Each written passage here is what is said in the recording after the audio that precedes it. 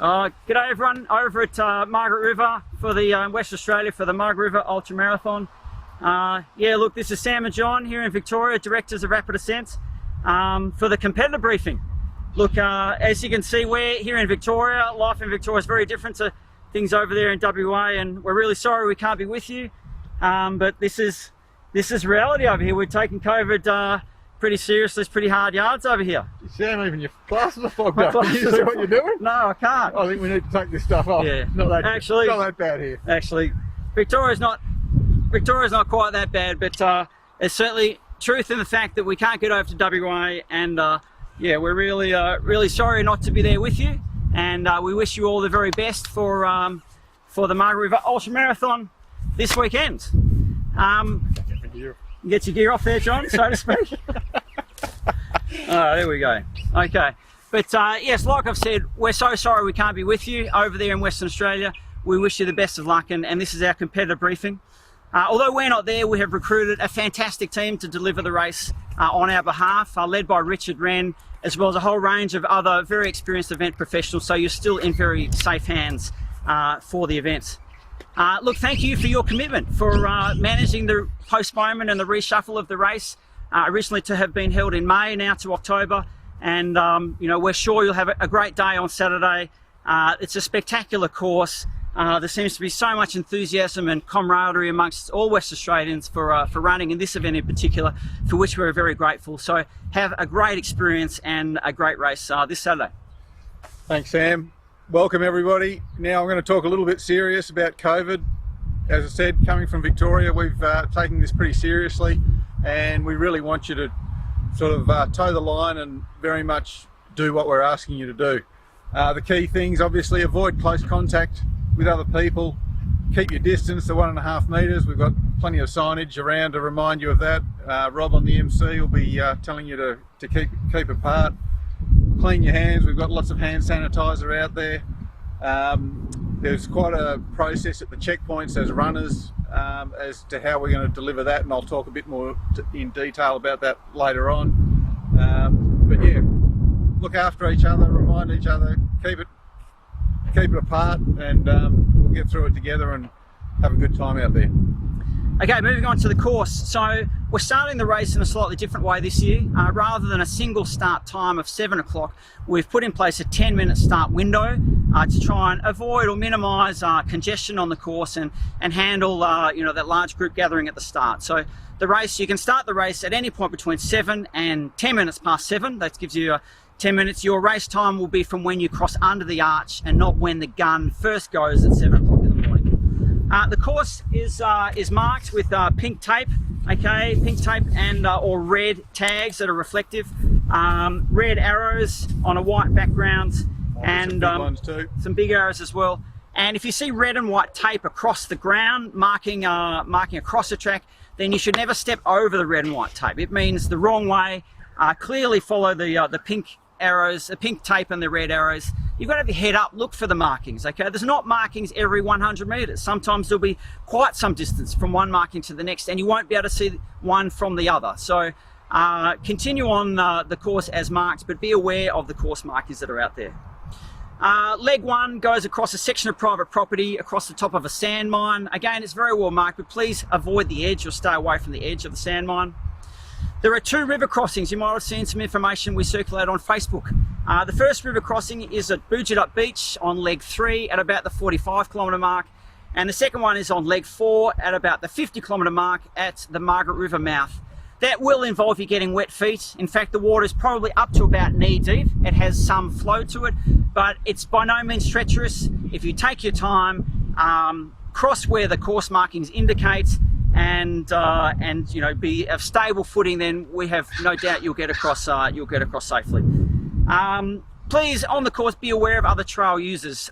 We don't have exclusive access, and we don't want it. We want to share the trail with walkers, hikers, the general public. Saturday's going to be a beautiful sunny day, much like it is here in Victoria today, John. Okay, as it always is sunny in Victoria. But please be aware of other trail users. They're interested in what you're doing, but give them right of way as well. Now, checkpoints. Obviously, these are areas that can get pretty congested. So again, think COVID when you're at checkpoints. the main change is going to be in how the food is presented and served to you at each of the checkpoints. So we'll have volunteers handing you food or offering you food. It'll be bagged up. We don't want, unfortunately, I think the days have gone of being able to stick your dirty, sweaty hand into a big bowl of chips or snakes and grab them and keep on going. So it's very much a case of the volunteers are going to hand you out that food, and similarly filling up your water bottles or bladders. The volunteers will be working the taps and filling them up for you as we go. Same with the scoops of tailwind. If you want to use tailwind, you can put as many or as little scoops as you want. Still should be plenty of food out there. Some fresh sandwiches, fruit cake, oat slices, snakes, chips. Just the main point being, only handle the food that you are going to take with you. Don't handle other people's food as well. Moving on to our equipment, mandatory gear list, I'll go through very quickly, but you should have this firmly set in your mind. It is mandatory for every runner, whether you're a solo or an individual or a team runner. It's your race number plate. Solos will have a number on the front and a small number on your back. There's a first aid kit, a space blanket, a whistle, a mobile phone, a windproof jacket. Waterproof is recommended, but windproof is the requirement, and a water container of up to 750 mils. And all of that gear is mandatory, must be carried by every runner. It can be a relay device. For relays, you can hand one set of gear onto the next person, but teams and solos must carry that equipment. And I can inform you that the optional piece of equipment, the long sleeve thermal top, is not mandatory this year in light of the good weather forecast. Now support crews. A few reminders. Parking is tight at all the checkpoints. Don't park on the yellow lines. The rangers will give you a fine, and we don't want you all grumpy saying that you got a fine. So look at the parking restrictions and obey them. The first checkpoint is teams only, no individual support crews to Borenup campsite. Support crews, there's a map that helps you find your way around. Just consider others too. You know, we're all there together to have a good time. Mainly with the parking, park off the road. The whole idea of the parking is we've got to try and maintain access, two-way access on the roads at all time. All it needs is one car to park a foot too far out onto the road, and it creates absolute chaos. So just think about other people, be a little bit patient. It should be a great day out there. Also, a final reminder, this is for both support crew and spectators. We've got or heard of a few young chicks of hooded plovers at Gas Bay area, so just be really careful at Gas Bay. We ask the runners to run on as close to the waterline as possible, and for spectators not to roam around the sand dunes or the back of the beaches at Gas Bay, because we've got to look after those plovers. Yeah, and with that, a good prompt as well, be aware of the hooded plovers, and any rubbish, please pick up your rubbish as you go, put it in your pockets, empty it into the bins at the checkpoints. So emergencies, next up, we have obviously a dedicated event medical team who are with us. They'll be located at each checkpoint, as well as somewhat of a base station at the finish line. So if you can continue under your own steam to a checkpoint and or the finish line, then we're very happy to care for you. If you cannot make it as far as the checkpoint, then give us a call. Our telephone numbers are on the back of the number plate. Okay, we'll have it's got your number this year, guys. It's got John's number. Give him a call with any problems. Or Richard Wren's number is also on the back of that number plate as well.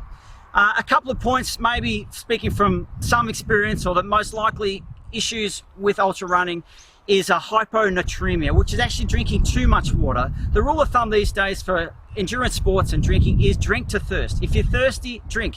If you're not thirsty, you don't have to drink as much, okay? Don't drink too much, and the old people used to say, oh, if you get thirsty, if too late, you've got to drink more. That's no longer the case. So please drink to thirst and monitor your, your wee and how you're traveling on the day.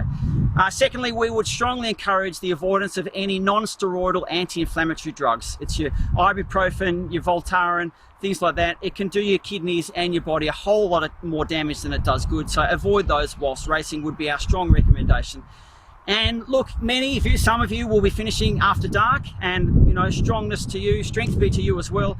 But it gets cold. Obviously, if you might be wet with sweat from during the day, keep moving, keep a jacket on, and avoid getting cold. Even if the temperatures don't drop that low, if you're stopping, that's something that might catch up with you. Now, race trackers and social coverage. So, Race Map.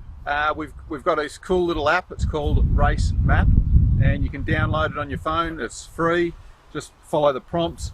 Just a reminder, we encourage all runners to register with the Race Map app, and if you can, it obviously uses your phone as a GPS tracker, so it lets your support crew and us know where you are anywhere on the course.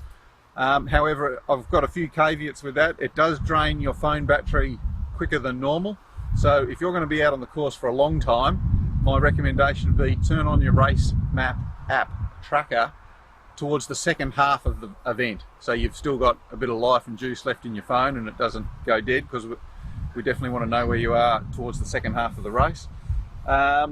Teams, it's fantastic for teams. You can see where your team runner's coming and how far away they are from the checkpoint, so super handy to use there. And you can just register on it from any time on now, and then don't forget to obviously turn it on when you're about to start running or when you're halfway through the run. Also, if you've got any cool photos that you take either out there or before or after, send them through to Sam, or even to me, I guess. Or just hashtag Margaret River Ultra is our hashtag for the event, and great, we want to see what's happening, so share that on social and tag us along the way. What else, Sam? Last point is we're very grateful to the Cheeky Monkey, our superb registration and finish line venue. I encourage you to make the most of the venue. They've got some great food and beer and everything else there, so thank you to the Cheeky Monkey. There is a free beer or soft drink for all finishers when you cross the finish line. Not forgetting there's a kids run on Sunday morning at 9:30, again at the Cheeky Monkey. It's about 1.7 kilometre course, a lot of fun there for kids. And then presentations will be on Sunday morning at 10 o'clock on Sunday morning, immediately after the kids event. Look, that's pretty much us. There will be a live version of this Q&A, of this briefing and Q&A that Richard Wren will provide from the stage at the Cheeky Monkey at 6:30 tonight on Friday night. We'll be dialing in on FaceTime as well, so you can ask us any questions. Otherwise, Sam, the sponsors. Oh, there's plenty of sponsors. Yeah. Tourism WA, fantastic. Yep. We'd love to get over there, but you won't let us, but we still love you. Yeah, Augusta, Margaret River Shire. Yeah, the Shire, for being great. And Tailwind, Cliff Bar. And all the private landowners who are letting us get through there. It's been a bit of a challenge or interesting dealing with so many different people, but we've got a fantastic course and you should have a good time out there. Yeah, absolutely. Have a great day. Make the most of it for us, and hopefully we'll see you next year, 1st of May for 2021's race. Same time, same place. Have a great day. Run hard.